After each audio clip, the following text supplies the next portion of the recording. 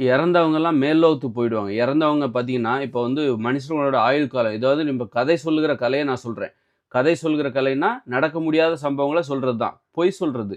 கற்பனை பண்றது. நடக்க முடியாத சம்பவங்கள கற்பனை செய்து சொல்வது. கற்பனை அதான், அவ்வளோதான். அது கற்பனையில மட்டும் தான் சாத்தியம். மனசுக்குள்ள மட்டும் தான் சாத்தியம். நான் சொல்ல சொல்ல உங்களுக்கு கற்பனையா மனசுல ஓடுதுல்ல, அந்த வகையில வந்து இப்ப இறந்தவங்க வந்து 120 வருஷம் மனுஷங்க வாழணும். அப்போ வந்து சிலர் 80 வயசுலயே இறந்து போயிருவாங்க. அப்போ உங்களுக்கு ஒரு ஏக்கம் இருக்கும்ல.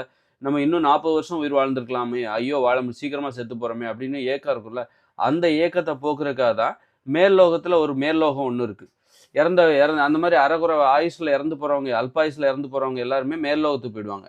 மேல் லோகத்துக்கு போய் மிச்ச வாழ்க்கை வாழ்வாங்க. அப்படிதான் என்ன பண்ணாங்க, 80 வயசுல இறந்து போறவங்க, இன்னும் இன்னும் 40 வருஷம் அவங்களுக்கு மேல்லோகம் வரும். வெல்கம் டூ மேல்லோகம் அப்படின்னு அவங்கள வரவேற்பாங்க.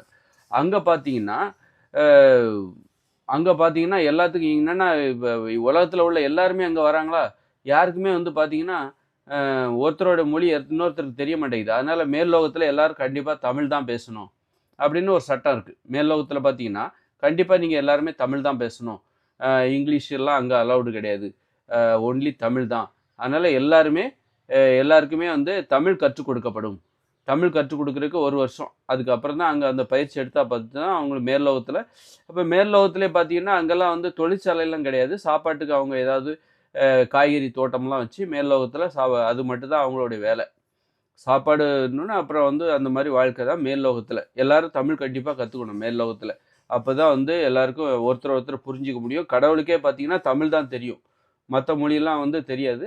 அதனால மத்த மொழி தெரிஞ்சவங்க இருப்பாங்கல்ல, அவங்க வந்து இது இப்ப இங்கிலீஷ் தெரிஞ்சவங்க இப்ப இறந்து போறாங்க. 80 வயசுல இறக்குறாங்க பார்த்தீங்களா? அவங்க வந்து பார்த்தீங்கன்னா, அவங்களுக்கு தமிழும் தெரியும், இங்கிலீஷும் தெரியும். அப்ப அவங்கள அவங்கள வந்து கூட்டி வச்சுக்கிறாங்க. அவங்கள கூட்டி வச்சு, நீங்க வந்து எல்லாத்துக்கும் தமிழ் கத்துக் குடுங்க. உங்களுக்கு இங்கிலீஷும் தெரியும். சிலருக்கு ஹிந்தியும் தெரியும், தமிழ் தெரியும். அப்ப ஹிந்தி தெரிஞ்சவங்க, ஹிந்தி மட்டுமே தெரிஞ்சு இறந்து மேல்லோகத்துக்கு வருவாங்க பார்த்தீங்களா? அவங்களுக்கு நீங்க தமிழ் கத்துக் குடுங்க. ஏன்னா உங்களுக்கு ஹிந்தியும் தெரியுது. ஹிந்தி தெரிஞ்சவங்களுக்கு நீங்க அழகா தமிழ் கத்துக் குடுக்கலாம். இப்படித்தான் அங்க மேல்லோகத்துல தமிழ் மட்டுமே கற்றுக் கொடுக்கப்படுகிறது. மேல்லோகத்துல தமிழ் மட்டுமே கற்றுக் கொடுக்கப்படுகிறது. அப்பதான் வந்து அங்க எல்லாருமே வந்து ஒரே மொழி தான் பேசணும். அப்படின்னு அங்க ஒரு சட்டம் இருக்கு. இந்த மாரி நடக்க முடியாத சம்பவங்கள கற்பனை பண்ணி சொல்றதுக்கு பேர் தான் கதை சொல்லும் கலை. இந்த மாரி நீங்க வந்து நடக்கவே முடியாது. அது பொய் தான் அது. அது கற்பனை தான். அத சொல்லி தான் நம்ம சொல்றோம். இது ஒண்ணும் மூட நம்பிக்கை பரப்புகிற வேல இல்ல. கடந்த காலங்கள்ல இந்த மாரி கற்பனையா சொல்ற விஷயத்த உண்மைன்னு சொல்லியே மக்கள நம்ப வச்சாங்க. அது நடக்க முடியாத விஷயங்கள உண்மைன்னு சொல்லி மக்கள நம்ப வச்சு ஏமாத்துனாங்க.